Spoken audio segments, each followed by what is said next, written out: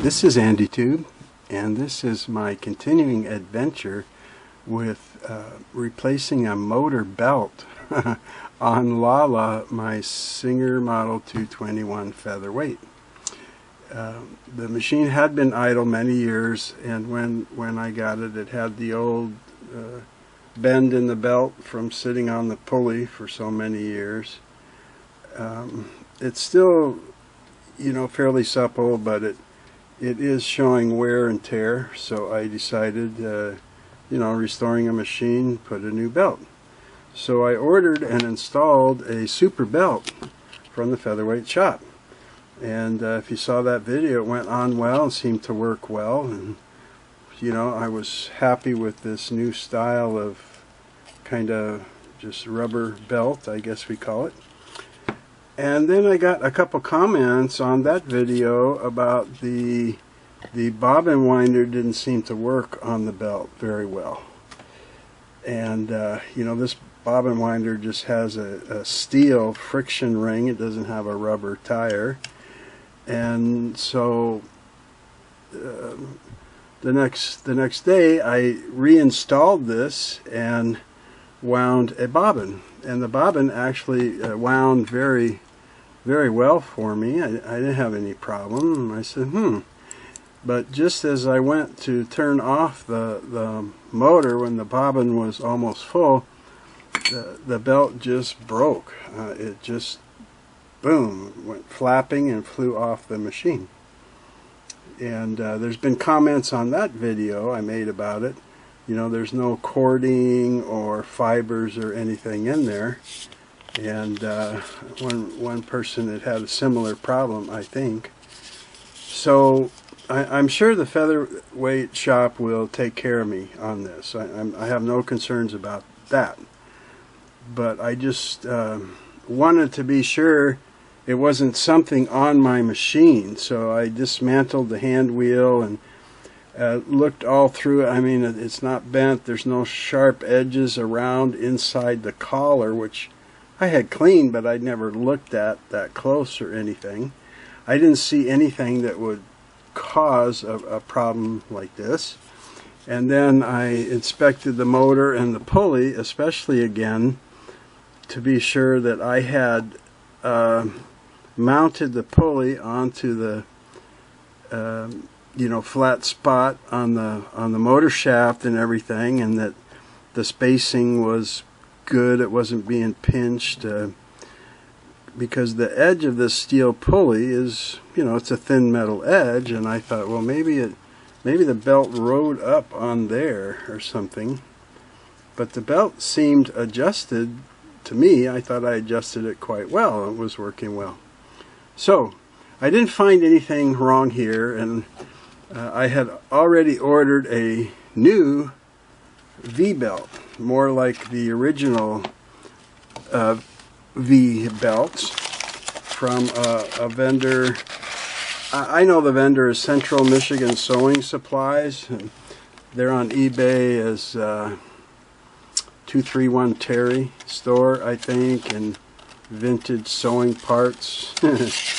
But you can go to their website at Central Michigan Sewing and buy stuff, and you can go onto eBay and buy stuff from them. And I did eBay because the shipping was free. So my new belt from them was $8.99 with tax, $9.56. Okay. So the Superweight belt was $10.95, free shipping and everything. So a little bit less for this, but the reason I wanted to see what they offered was because I've bought many parts from them and supplies over the years, and to me they're a trusted vendor, And sure enough, they had a belt for 221, 222, and they talk quite a bit about it, saying this is in a new style of the original 17.5-inch black V belt. So they call it a V belt. There's a slight V shape. It's flattened, but that matches the V groove in the hand wheel very well. And the one from the Featherweight has you know, this little bit of a V shape. But you can see the difference in sizes. Okay, and they're about the same thickness. This one is thicker. Here is the belt that was on here. I have no idea. It doesn't have a number on it or a brand name. The original belt that I got with the machine is more narrow like this, and it's a little bit thinner like this. But it is more of the old fiber style. Has a little bit of a textured outer edge layer, and then this kind of rubberized inside layer. Now, let's go ahead and cut this open and see if yeah, if you can see in there, there's some kind of a threading or you know, fibers that are in there for reinforcing. Okay, and the new Superbelt doesn't have anything like that. And so to get back to this Central Michigan V belt, they continue on that it fits the Singer 221, 222. This is a premium quality, softer belt, higher quality, oil and heat resistant, and they say these are the best belts available that we can find. We buy these in bulk and we sort through them to pick out the absolute best, and we will not fold them in half to ship them or anything. They're shipped flat. And so I bought it, you know, and it came quickly. They're good about shipping, and it was wrapped in the invoice, and as you saw, it was just in a, you know, long paper bag like that, and that was all inside a padded envelope. So it's a little wider. I'm impressed with the belt. It's, you know, it seems heavy duty. It looks like a belt for like a model 99 or 66. It looks heavier. And I'll show you a picture of it here in a minute, but it has this, I'm going to call it a top layer of some kind of a harder material, firmer, that has grooves cut in it. And I like that because I think it's going to do well with a bobbin winder. It's got like a texture to go on where this belt is smooth, you know.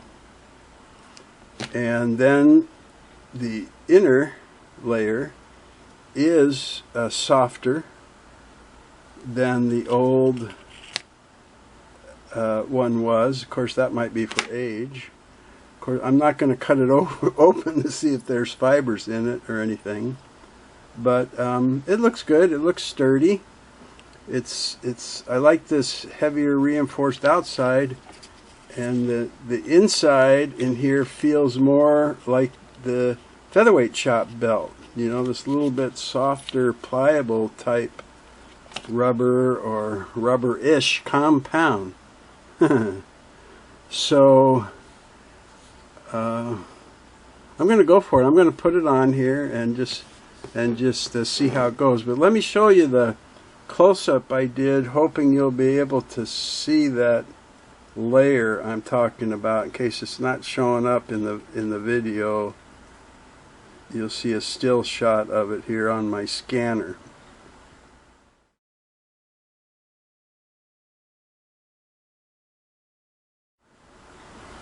Okay, so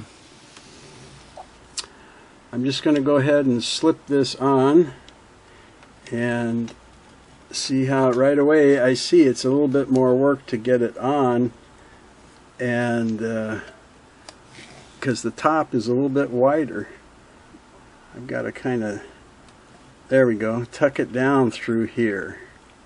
It's a little bit wider. And let's see if I pull it in here how it looks in the groove there. It looks like it's fitting down in that groove, but definitely filling it. Where the featherweight shop belt was a little countersunk into the hand wheel groove, this is more flat with it. So let's see if I can go ahead and push it onto the pulley here. I will say that the featherweight shop belt was sure an easy one to install. Whoops. And I should maybe try and pull that up a little bit, get a little more slack. But I remember, gosh, this is so long ago, I'm surprised I remember, but helping my oldest brother change a belt on my mom's Model 66. And I had, the week before, watched my dad change the fan belt on his Chevy, 1956 Chevy sedan.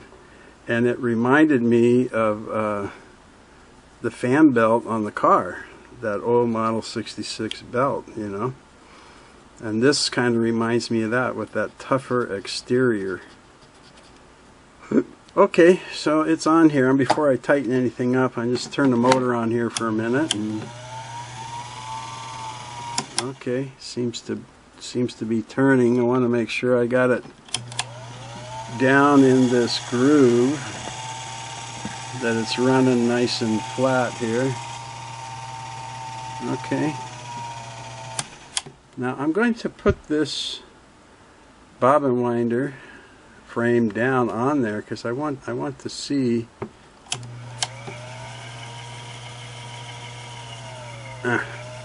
Yeah. Okay. As I expected, that kind of textured or grooved outer part of the belt is running the bobbin winder friction ring very well. No problemo. Okay, let's get this on and put some power on here. And I want to adjust the tension.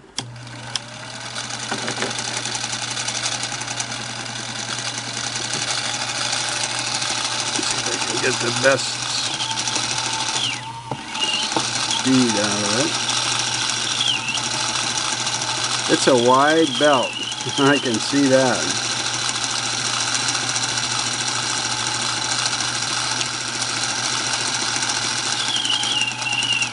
You see that?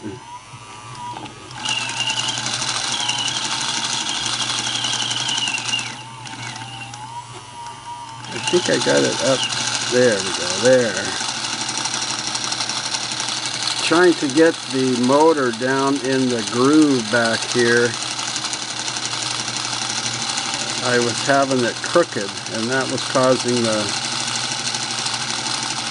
wear on the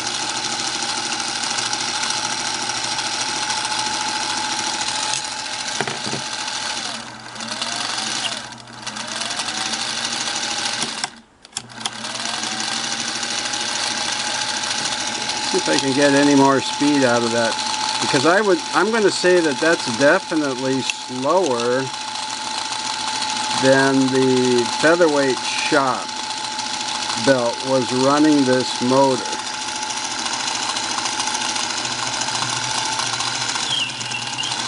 You got to keep that.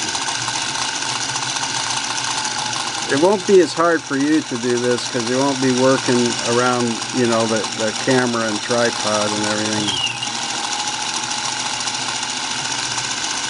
There we go. I picked up a little speed there. I don't have the fancy thing like at the featherweight shop to see what the revolutions per minute are. Whew. But oh, see there, spinning good. Yeah, get that. That's spinning well.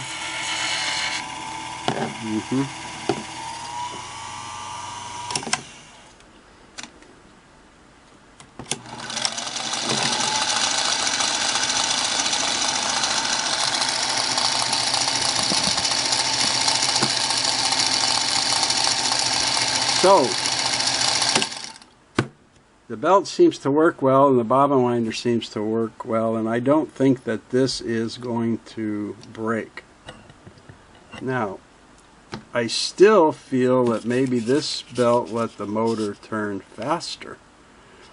And this wider V belt, I never thought about that when I was ordering a belt, about how wide it would be, but this looks close. This is definitely a wider, not by much, but a little bit. So I don't know, and don't quote me on this, but if this is like 3/16, this one is maybe 5/32, you know. So I think when I was just going to ask Featherweight Shop for a refund, but I think I will ask them for a replacement, just for my own testing. And I will put a link to this belt if you are interested. I compared, shopped around a little bit, and the price was good, and so forth. Maybe I fell for the hype, you know, about higher quality, and we buy them in bulk and sort through them and just sell you the best ones of the batch and the best belt available, and maybe it is. But if I was to buy it again, I would, and I wanted an original style belt, I would check how wide the belt is, because it definitely fills up the pulley and fills up the V-groove up here in the handle, you know.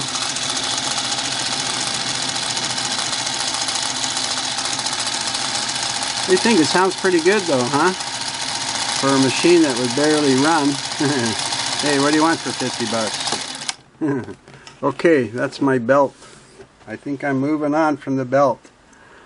Of course, when my wife does the real sewing test of Lala, she'll tell me if she's happy with the speed or not. Because her daily driver now is Coco, the model 301 I did, and she has a 403A for if she really wants to do some zigzag, and about a 50-year-old brother Serger. But a couple days ago was the weekend, and I heard moving stuff around in there in her room, and I said, "Hey, what you doing?" She says, "I'm making room for Lala." I said, "Oh, okay." So we know where Lala's headed, right? Thanks for tuning in. And I've been working on my tension, and I've got a nice, and I'll have one of those nice long tension videos that you all just love. Ha ha ha.